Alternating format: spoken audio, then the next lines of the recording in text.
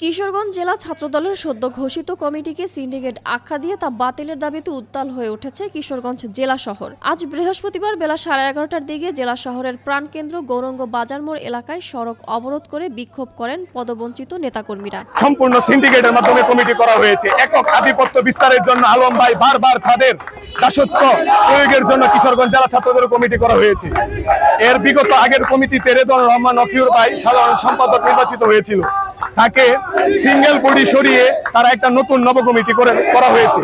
সেই কমিটিটা সম্পূর্ণ সিন্ডিকেটের মাধ্যমে করা হয়েছে। সেই কমিটি আমরা মানি না, মানব না। শহরের গুরুত্বপূর্ণ 3 রাস্তার মোড় গৌরাঙ্গ বাজারে নেতাকর্মীরা অবস্থান নেওয়ায় যান চলাচল সম্পূর্ণ বন্ধ হয়ে যায়। প্রায় আধা ঘন্টা পর পুলিশের অনুরোধে নেতাকর্মীরা সড়ক ছেড়ে দিলে যান চলাচল স্বাভাবিক হয়। বিক্ষোভকারীরা ঘোষিত কমিটিকে প্রত্যাখ্যান করে এবং জেলা বিএনপির সভাপতি শরীফুল আলমের বিরুদ্ধে স্লোগান দেন।